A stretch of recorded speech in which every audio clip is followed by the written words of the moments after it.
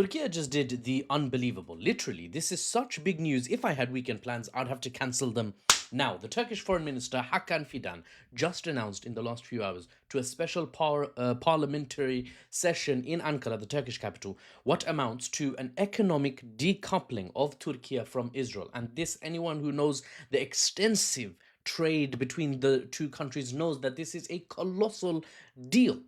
In fact, loads of people were saying for years, analysts, the common citizenry in Turkey, in the Muslim world, in the global citizenry overall, they've been saying Turkey's all talk, all this barking, all this yapping, but no action. Well, this is the most significant action any nation arguably has taken so far beyond, for example, recognition of a Palestinian state symbolically by the Western countries, and I've made big deals about that.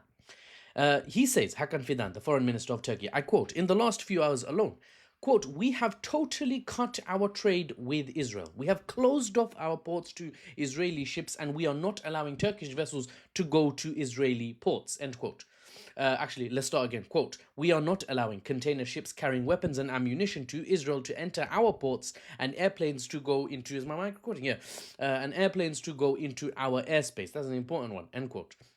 He added that. He said he didn't specify details about commercial airlines and stuff, so there's a bit more finicky nitty-gritty, but this is TikTok, and I've only got 10 minutes, so let's just move on. That alone is a landmark move, what they've talked about, closing the ports, closing the airspace. It's nothing, and closing trade. It's nothing short of I would say 8.5 on the geopolitical Richter scale, instead of earthquakes, if we're measuring geopolitical seismic shifts. But on top of all that, what's already been announced, what I've already relayed to you now, he continued, adding, quote, our planes are ready. Once Jordan gives its approval, we will be in a position to go. He told lawmakers, go, what the heck, go where, Mahfouz? What is he talking about? Give us some context. Well, Hakan Fidan said Turkey had presidential approval from Recep Tayyip Erdogan, obviously, to carry out airdrops of aid into Gaza. Do you guys know how deep this actually is? What this means? Ships and flights with connections to Israel barred, denied access. $7 billion worth of bilateral trade between these two Middle Eastern regional powers, 2 out of the 5 regional powers. Trade discontinued, for better or worse, right? I'm just giving you the analysis. More accurately, it's been paused. Okay, let's calm down a bit. The trade's been paused. It could be restarted. This could just be symbolic. But even if it is just symbolic, it shows a lot of geopolitical internal politics going on in Turkey, which we'll have to break down, which we'll have to unpack. We'll get to that probably in another video. But the analogy I use, it's like halting the use of a bridge between your countries. You haven't set, demo charges and blown up the whole bridge. It's still there, the bridge, but you've stopped its use. Okay, so that's something, right? Significant progress in a certain direction. It's not that it can't ever be used again, but right now it's not being used. Now, Turkey's airspace is no longer usable to Israel. Another big deal, right? So they'll have to take detours around the giant Anatolian landmass. This is nothing short, all of this, it's nothing short of a landmark event. Just briefly touching on the airdrops. If Turkey agrees with Jordan to some sort of airdrop, they'll be looking Israel in the eyes, basically, and saying, let's see who blinks first, right? Let's see who blinks first, right? Because I'm going to drop aid. What are you going to do? You're going to shoot down my planes? Because that's a whole, that's it. That's Middle East at war then. Now, geopolitically, briefly, I'd like to touch on the analysis that I would give, right? Zooming out a bit. Turkey is a NATO member. I'm just going to give you guys a moment to take a breath, okay? I'm not one of those creators that cuts and splices so that constantly you're bombarded, just so that I can retain my viewers.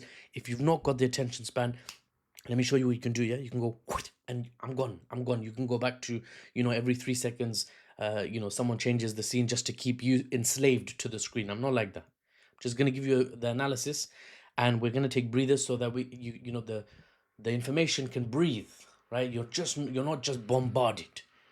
Okay. So just zooming out a bit.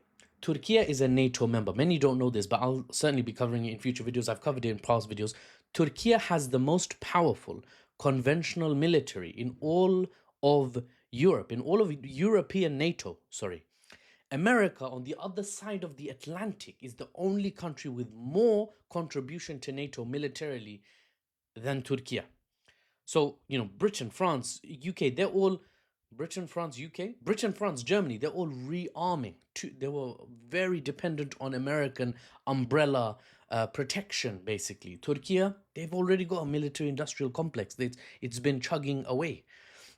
Now, for this NATO bastion that Turkey is, to take such an aggressive economic measure against Israel sets a precedent, sets an example to the others on the playground that is the world diplomatic stage where the great game is being played. And all administration eyes, all the citizens' eyes will be looking to other Middle Eastern nations and NATO nations, both because Turkey sits in the Middle East and it sits in NATO. So, it sets an example, really, it sets a precedent for both groups to see if any nations will follow in Turkey's footsteps. If a trickle will become a flood, or if it's just this one and done and Turkey has gone its own way, no other countries follow. That's also a very possible outcome. But the question remains, people are asking, will other countries take similar measures of economic decoupling as a sign of discontent, of fury at the unacceptable practice that Israel as a state has carried out to engineer the Gaza crisis currently ongoing? Al Jazeera reports over 322 people, last I read this morning, over 320 people in Gaza have now died from literal starvation. You see this drink, you see the food that I had for lunch. They don't have food, guys. Not because there isn't food, not because there's a famine, not because the infrastructure is bad. It's because there's food literally a few miles away in that direction, any direction, pick a direction. But the Israeli army stops it from coming in. This is reported by international aid organizations, news outlets. So I'm not just pulling this out of thin air. This is not Palestinian resistance propaganda. This is literally the facts on the ground. Now, the Israeli state continues its actions in Gaza. In fact, they've ramped up attacks on Gaza City. They've called up 60,000 reserve troops and they continue to attack targets in Lebanon, in Yemen, in Syria, and of course the West Bank, occupied Palestine. Not to mention, a lot of talks in analyst circles are saying the talk is getting louder and louder that round two with Iran is coming. Right, possibly, right? Many analysts are saying this. Many news outlets have published opinion pieces where it's saying both Iran and Israel appear to be gearing up for a potential reigniting of their June 13th onwards conflict, or around two.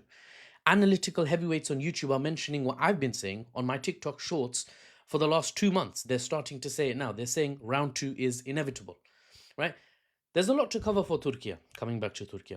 And as I'm speaking now, not right now, okay, technically, but I am currently working on a website with a playlist structure so that you can reference previous videos on whatever topic you're interested in, whatever part of the world, and you can filter by the date I posted it on, because I've covered Turkey in depth.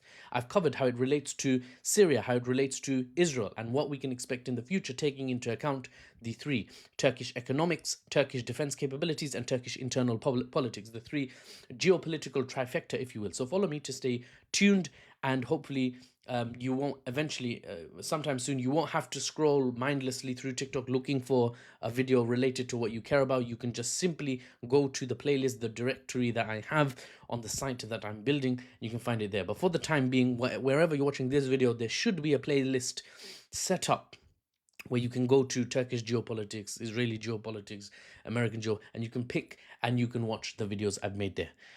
So follow me and stay tuned for the unbiased news and analysis without the Western spin. And I'm Mahfuz, and I'll see you on the next one. Stay sharp. Keep analyzing.